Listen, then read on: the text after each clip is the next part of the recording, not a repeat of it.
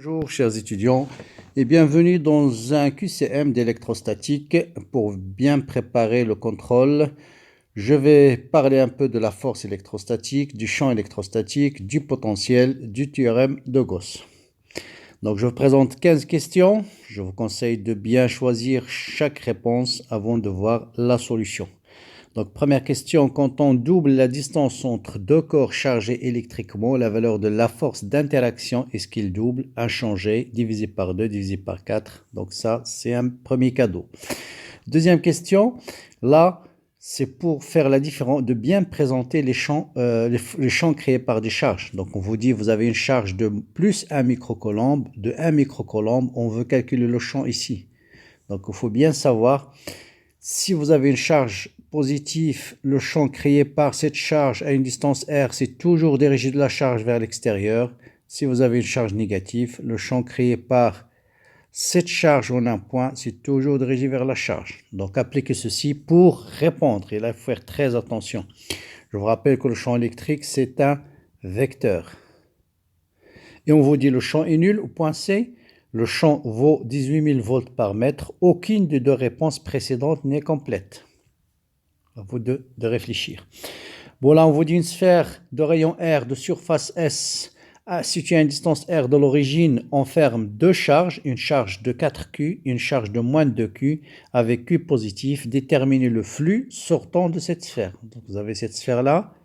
Il contient la charge Q1, Q2. Quel est le flux qui sort à travers la sphère? Est-ce que A, réponse A, B, C ou D? Bon, question 4, et là, c'est vraiment, il faut faire très attention aux notations qui vous posent énormément de problèmes, et je vais détailler la réponse à cette question. Déterminer en coordonnées cylindriques la divergence. Bon, là, je vous donne, en général, si vous allez dans les livres, vous allez trouver divergence d'un vecteur A en coordonnées cylindriques, c'est 1 sur R, D sur D de R, fois la composante de A suivant R, plus D de 1 sur R, D de A de θ par rapport à θ, et plus d de v de a de z par rapport à z. Donc A, c'est un vecteur qui a pour composante a de r suivant r, a de θ suivant θ, a de z suivant z.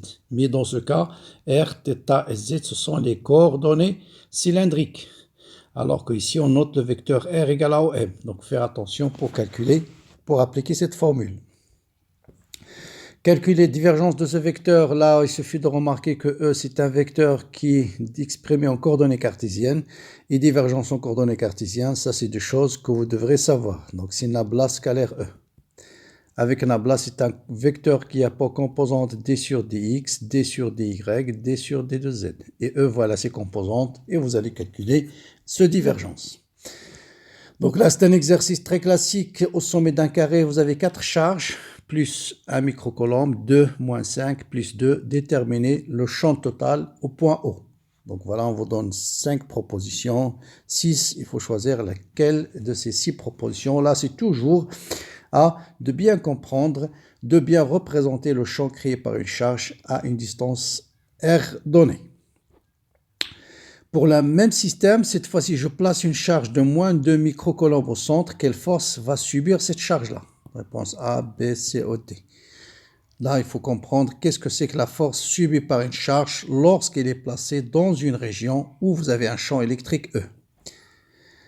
Ensuite, vous avez une distribution de charges non uniforme, c'est-à-dire vous n'avez pas une symétrie sphérique. Vous avez sigma est égal à A cosinus θ. Θ, je vous rappelle, en coordonnées sphériques, c'est cet angle-là. Donc voilà θ égale à 0. Voilà θ égale à pi en coordonnées cylindriques, en coordonnées sphériques. Et est-ce que le système, je calcule par exemple le champ ici, est-ce que le système est invariant par changement de R, par changement de θ ou par changement de phi? Donc on dit qu'elle dépendra de Rθ phi, de Rθ de R ou de phi. Pour le même système chargé, on vous dit, est-ce que la charge totale est nulle? Est-ce que le flux n'est pas nul à travers une surface quelconque qui entoure cette sphère? Est-ce que le champ à l'extérieur est nul? Est-ce que le champ à l'intérieur de la sphère est nul? Et là, on va montrer un point très important. Le flux égal à 0 n'implique pas que le champ est égal à 0. Ça, c'est le point plus important qu'on va déduire de cet exercice-là. On peut avoir un flux d'un champ électrique à travers une surface nulle fermée sans que le champ électrique soit nul. Bon, là, c'est une petite question. Vous avez sur un plan incliné deux charges, Q1 et Q2, deux charges de même valeur, 1 microcoulomb, qui sont séparées par une distance L. Celle-là sera immobile, sans frottement. Quelle est la position d'équilibre de cette charge? Sachant que alpha égale à 30, bon, un petit exercice simple de mécanique.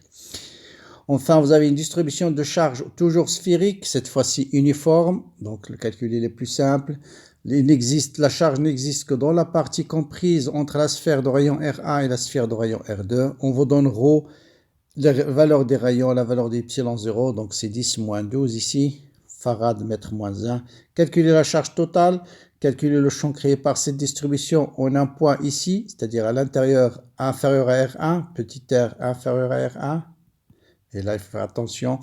Enfin, quel est le champ produit en un point ici, entre R supérieur à 1, entre R1 et R2, et en un point R supérieur à grand R. Et là, vous vérifiez la continuité. Essayez de vérifier la continuité du vecteur E. E, c'est un champ qui est toujours continu pour une distribution de charge volumique. Enfin, on prend un calcul de potentiel, on prend une sphère de charge Q, conductrice de charge Q de rayon R. Donc, quand vous allez faire les conducteurs en équilibre, une propriété des conducteurs en équilibre, c'est que la charge ne peut être que surfacique. Donc, même si on ne précise pas où se trouve la charge, le fait de dire une sphère conductrice, vous allez voir dans le chapitre des conducteurs en équilibre.